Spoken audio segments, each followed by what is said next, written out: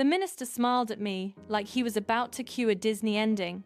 "Before we exchange vows," he said, "does either of you have anything you'd like to say?" 300 guests sat behind me, CEOs, city council members, my boss, my mother's entire social circle, the kind of room where one rumor can ruin a career. My fiancé Marcus squeezed my hand like we were a brand, like we were the perfect couple everyone came to admire. And behind me, my maid of honor Jessica stood with my bouquet and a soft smile, the kind that says, "I'm your sister in spirit." If I hadn't seen the texts, I might have believed it. I turned toward the microphone. Marcus expected vows. Jessica expected me to cry happy tears.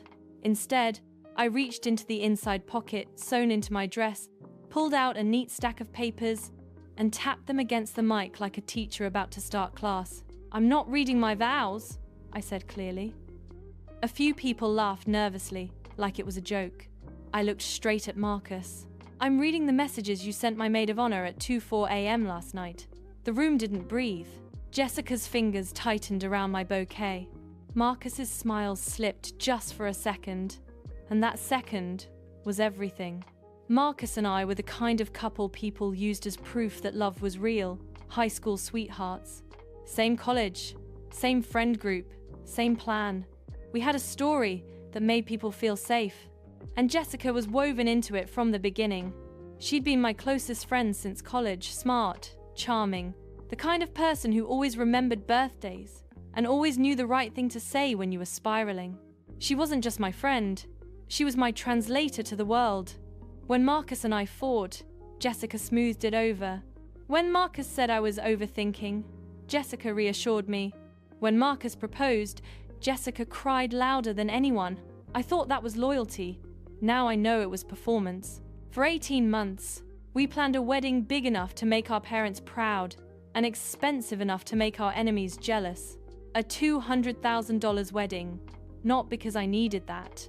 Because Marcus wanted it. He wanted the venue that came with a waiting list, the photographer who shot celebrities, the guest list stacked with important people. He loved telling people, "We're doing it right." And I did what I always did. I made it happen. I micromanaged vendors, handled seating wars, managed my mother's constant opinions, and smiled through it like stress was a cute accessory. Jessica was beside me through all of it. She came to dress fittings. She helped pick invitations. She held my hand when I panicked about the budget. She would hug me and whisper, "You're going to be the happiest bride." And when she said it, she sounded sincere enough that I never questioned the emptiness behind her eyes. Marcus was the kind of man who liked being admired. He wasn't cruel in obvious ways. He was cruel in subtle ways. The kind that make you doubt yourself. If I asked a simple question, he'd say I was starting drama. If I wanted reassurance, he'd say I was needy. And if I tried to talk about boundaries, he'd say I was controlling. Jessica would always soften it. "Marcus is stressed," she'd say. "You know how he is. Don't take it personally." So I didn't. I kept the peace. I kept the relationship. I kept ignoring the small signs until the night before the wedding, when the signs stopped being small. The rehearsal dinner ended late. Marcus kissed my cheek, told me he needed to handle something before tomorrow, and left. Jessica hugged me tight. "I love you," she whispered. "Tomorrow is your day." I went back to the bridal suite alone. My dress hung in the closet like a promise. My phone buzzed with group chat chaos, cousins arguing over hair, my mother stressing about flowers. I was exhausted. I set Marcus's phone on the nightstand because he'd left it there earlier. I wasn't snooping. I didn't even want to think about anything that could ruin tomorrow. Then the screen lit up. A message preview. From Jay. "I can't stop thinking about last night. Tomorrow is going to be torture watching you marry her." My stomach dropped so hard I felt it in my knees. I stared at the screen like staring long enough could turn it into something innocent. It didn't. My hands moved before my brain could protect me. I unlocked the phone, and the truth spilled out like poison. Not one message, not two. Months, photos, voice notes, plans, inside jokes that made my skin crawl. They weren't just sleeping together, They were laughing at me. And the worst part was how normal it sounded, how casual. Like betraying me had become part of their routine. One message from Marcus hit hardest. "She'll never leave me. She's too invested in looking perfect," Jessica replied. "Good, then we don't have to rush." I read it twice, 3 times, and I felt something in me go quiet. Not heartbreak, not hysteria, a cold, clean clarity. At 5 a.m., while the city outside was still asleep, I sat on the edge of the bed in silence and decided 3 things. I wasn't going to cancel the wedding. I wasn't going to scream. I was going to make sure they never forgot what they did. Canceling would have let them frame me as dramatic. I wanted something they couldn't spin. I wanted a moment so public, so undeniable, that the truth would stick to them forever. So I got up, I showered, I put on a robe, and I started making copies. The morning of the wedding, I moved like a machine. Hair, makeup, photos, bridesmaids giggling and sipping champagne. Jessica floated around me like she owned the room. "Are you okay?" she asked softly, eyes wide in fake concern. "I'm perfect," I said, and I meant it. Not because I was happy, because I was ready.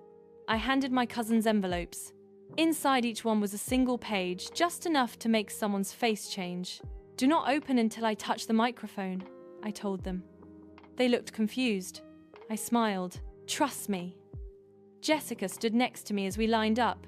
She adjusted my veil.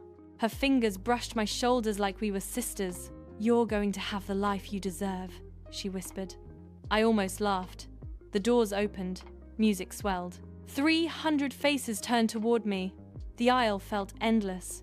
Marcus stood at the altar, handsome and polished, smiling like the hero of a story he didn't deserve. When I reached him, he kissed my hand like a man who loved the theater of love. The minister began, words about commitment, faithfulness, respect. I watched Marcus's face. Jessica stood behind me holding my bouquet, calm as a statue. Then the minister asked, "Before we exchange vows, does either of you have anything you'd like to say?" That's when I stepped forward. The microphone was warm in my hand. A hush spread through the crowd, the kind that happens when people sense something is off. Marcus leaned toward me, whispering, "Babe, you okay?" I turned my head slightly. "I'm fantastic," I whispered back. "Are you?" Then I faced the room. "I'm not reading my vows," I said clearly. A nervous laugh rippled. People thought it was a bit. I held up the stack of papers. "I'm reading the messages my fiancé sent my maid of honor at 2:04 a.m. last night." Silence snapped into place. Marcus's face drained of color in real time. Jessica's hand tightened on my bouquet so hard her knuckles turned white. And from the 3rd row, I saw my cousin open her envelope, early eyes widening as she read. I began. Not screaming, not crying, calm. That's what made it worse for them. I read the messages that showed timing, intent, arrogance. Not all of them. Just enough. A few guests gasped. Someone whispered, "Oh my God." My mother's mouth hung open. Marcus reached for my arm. I stepped away. "Don't," I said into the mic, voice still steady.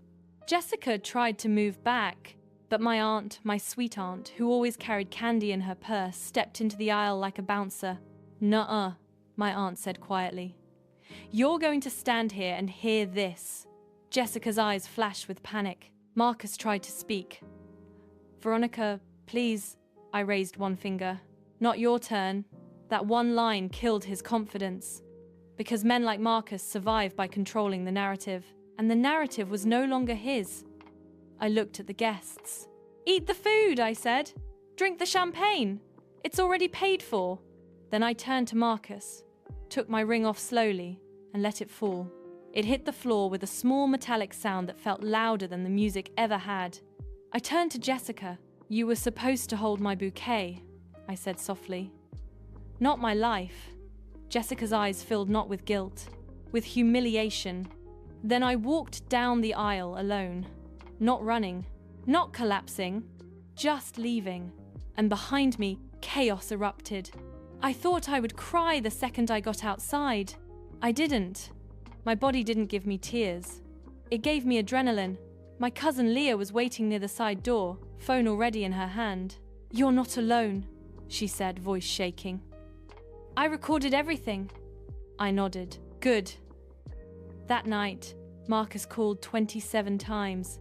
Jessica sent messages like, "Please, let me explain. You're ruining my life. He loves me. You don't have to do this." The last one made me laugh for the first time in 24 hours. My life? They'd been ruining my life in private for months. Now they were just experiencing what it felt like when the truth went public. By morning, the video was everywhere, shared in group chats, reposted by wedding drama accounts, stitched on short-form platforms, turned into commentary by people who didn't even know us. Marcus's job didn't fire him immediately, but people stopped trusting him. Important clients quietly asked to work with someone else. Invites stopped coming. The kind of social circle that loves a perfect couple hates a public scandal even more. Jessica's world collapsed faster. PR is reputation. And reputation doesn't survive being called a snake by thousands of strangers with receipts. She tried to post an apology, then deleted it, then posted a mental health statement, then went silent. Marcus showed up at my door 3 days later, eyes red, holding flowers like this was fixable. "I made a mistake," he said. I stared at him through the chain lock. "You made a plan," I corrected. He flinched. "I love you," he said desperately. "No," I said quietly. "You loved what I did for you." He tried to speak again, and I did the most powerful thing I'd done in my entire relationship. I closed the door. I used the honeymoon money to go to Italy alone. Not to find myself, to remember I was already a person before I became someone's fiancé. In Florence, I drank espresso in the morning with no one correcting how I ordered it. In Rome, I walked until my feet hurt and felt proud of my own company. And on a quiet night in a small hotel room, I finally cried, not because Marcus left me, because I realized how long I'd been shrinking to keep a liar comfortable. When I came home, my mother asked if I regretted it. If I regretted making a scene. I looked her in the eye. "I didn't make a scene," I said. "I exposed one.